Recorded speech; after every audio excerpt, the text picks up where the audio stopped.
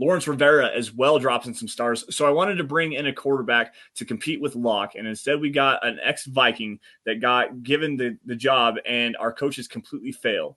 We need to start building around Locke with a way better coaching staff and get him a wide receiver or a running back that's a star, not just the middle of the pack, as we've seen how that holds up. Quite honestly, Lawrence, I understand where you're coming from here, but I'm going to debunk that just a little bit. Cortland Sutton is a top 10 wide receiver right now in terms of yardage. He is literally number 10 in the NFL in terms of receiving yards. That's a star. Cortland Sutton is an amazing player. They also have Jerry Jeudy in there as well. That's like Tim Patrick. We're probably not going to see him in a Broncos uniform after this season, but they got KJ Hamler. They've surrounded both of these quarterbacks, both Teddy and Drew Lock, with as many weapons as they possibly could. They went out, they got Javonte Williams in the draft. They still have Melvin Gordon, who's playing pretty decent football right now. I don't think it's necessarily a lack of weaponry. I think it's a lack of ability and like a lack of IQ between the ears, man. Like, you got to understand where you got to go with the football, understanding what all five guys out in the route, or if that's what they're doing, all five guys out in the route.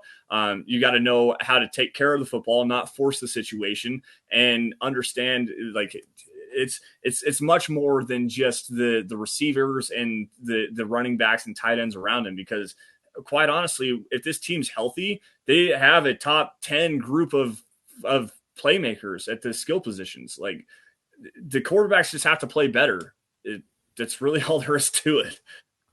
Teddy Bridgewater wasn't given the job. He won it, and he won it in the film room where Drew Lock just doesn't even hold a candle to Teddy Bridgewater.